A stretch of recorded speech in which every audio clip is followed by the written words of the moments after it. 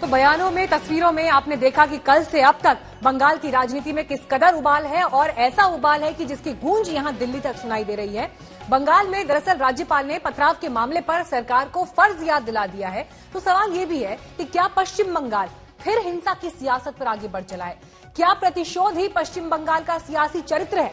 राज्यपाल ने क्या कहा, पहले ये देखिए। कल की घटना बेहद दुर्भाग्यपूर्ण। मैं चाहता हूं कि राज्य में अमन चैन बना रहे। प्रेस कॉन्फ्रेंस जगदीप धनखड़ ने की राज्यपाल पश्चिम बंगाल के, और उन्होंने कहा कि इस घटना पर डीजीपी को जानकारी दी।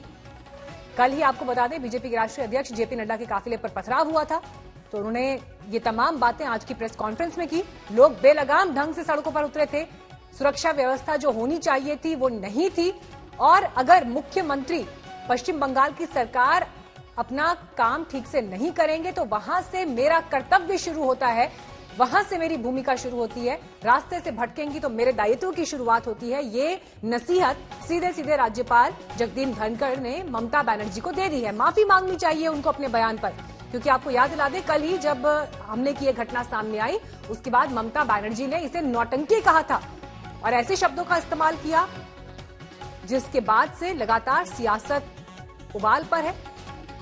ममता बनर्जी को संविधान का पालन करना होगा और वो अपने कर्तव्य से न भटकें। बदले की भावना से मुख्यमंत्री काम कर रही हैं। तो ये तीखा हमला राज्यपाल ने भी मुख्यमंत्री के ऊपर बोला है। बीजेपी अध्यक्ष के खिलाफ ये बयान बेहद दुर्भाग्यपूर्ण।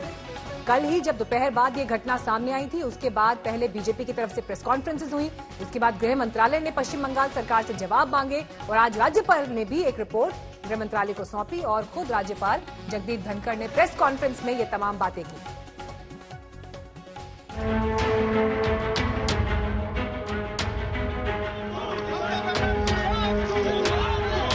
16 सिनेमा डायलॉग सुने तो एक मारोगे तो हम 4 मारेंगे।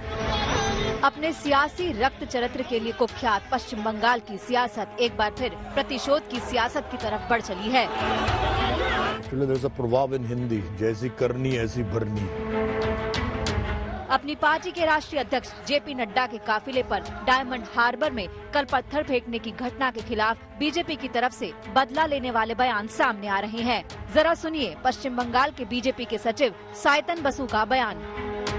बदला शुरू হয়ে যাচ্ছে। যে কালো কালি লাগিয়েছে এটা সামান্য উদাহরণ একটা। 16 সিনেমা ডায়লগ শুনেছেন তো, এক মারোগে তো हम 4 মারেंगे। বিজেপি চাইলে তৃণমূল কংগ্রেসের কোনো নেতাদের পশ্চিমবঙ্গের বাইরে বেরোনো বন্ধ করে দিতে পারে।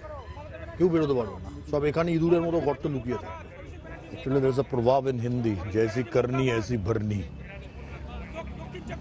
People and BJP workers are very much angry with these persons. दरअसल साइतन बसु दिल्ली की उस घटना का जिक्र कर रहे थे जब नड्डा के काफिले पर हुए हमले के विरोध में कुछ लोगों ने ममता बनर्जी के भतीजे और टीएमसी सांसद अभिषेक बनर्जी के बंगले पर काला पेंट पोत दिया था। दरअसल बदले की ललकार पश्चिम बंगाल बीजेपी अध्यक्ष दिलीप घोष ने लगाई थी। फेसबुक पोस्ट में दिलीप घोष ने लिखा था, उतना ही मारिए जितना आप बाद में हजम कर सकें। लाल डायरी में लिख कर रख रहा हूँ, सूद समेत वापस देंगे। हम बदलाव भी करेंगे और बदला भी लेंगे। ये ममता बनर्जी के 2011 के नारे का एक तरह से जवाब है। तब ममता ने कहा था, बदला नहीं, हम बदलाव चाहते हैं। कल नड्डा के काफिले पर हमले के बाद दिलीप घोष ने पश्चिम बंगाल के हालात की तुलना सीरिया और अफगानिस्तान से कर दी थी, तो एक अन्य नेता इसे उत्तर कोरिया करार दे रहे थे। সিরিয়ার মতো আফগানিস্তানের মতো পরিস্থিতি হয়ে গেছে। আমি কাশ্মীরের সঙ্গে তুলনা করেছিলাম বলে টিএমসি নেতাদের কষ্ট হয়েছিল, আজকে কাশ্মীরকেও फेल कर दिए। बंगाल में एकदम नॉर्थ कोरिया के परिस्थिति बना हुआ है। यहाँ नॉर्थ कोरिया का जो तानाशाह है उसका जैसा शासन है। मैं ही बोलता हूँ यहाँ राष्ट्रपति शासन इमीडिएट लागू होना चाहिए। इन बयानों में ममता सरकार के खिलाफ बीजेपी का गुस्सा साफ झलक रहा है। आइए जरा फ्लैशबैक में चलते हैं और कल की तस्वीरें दिखाते हैं जब नड्डा के काफिले पर पत्थर फेंके गए थे। पत्थरों से चकनाचूर ये गाड़ियां जेपी नड्डा के काफिले का हिस्सा थीं। इस पर सवार होकर बीजेपी के राष्ट्रीय अध्यक्ष बंगाल में सत्ता का सफर तय करने निकले थे, लेकिन सफर की शुरुआत में ही नुकीले पत्थरों से सामना हो गया। काफिले में जेपी नड्डा, कैलाश विजयवर्गीय, मुकुल रॉय सरीखे दिग्गज नेता डायमंड हार्बर से गुजर रहे थे। उसी सड़क पर टीएमसी का झंडा उठाए सैकड़ों लोग पहले से ही तैयार खड़े थे। बीजेपी के काफिले की गाड़ियां पहुंचते ही पहले नारेबाजी शुरू हो गई और देखते ही देखते ये सड़क जंग का मैदान बन गई। टीएमसी के झंडे ही हथियार बन गए और बीजेपी के काफिले पर बरसने लगे।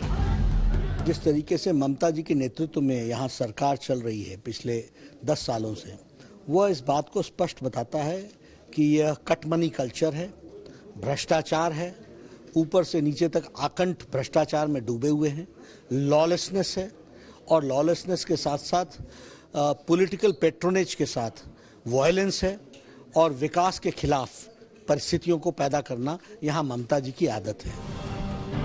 हालांकि टीएमसी ने इसे बीजेपी की साजिश करार दिया तो ममता बनर्जी ने इसे बीजेपी की नौटंकी बताया।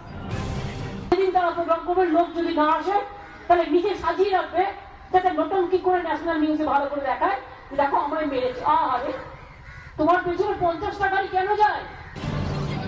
पश्चिम बंगाल का सियासी माहौल लंबे अरसे से गर्म है। पहले लेफ्ट और ममता के बीच लड़ाई होती थी, अब ममता बनाम बीजेपी। असली चुनावी लड़ाई अगले साल होनी है, तब तक ये जंग किन किन मोड़ों से गुजरेगी कहना मुश्किल है।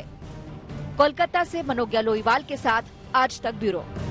नमस्कार, मैं हूं अंजना ओम कश्यप। हमें उम्मीद है ये वीडियो आपको पसंद आया होगा। लेटेस्ट खबरों के लिए यूं ही देखते रहिए आज तक और इस वीडियो के पसंद आने पर लाइक, शेयर एंड सब्सक्राइब करना ना भूलें।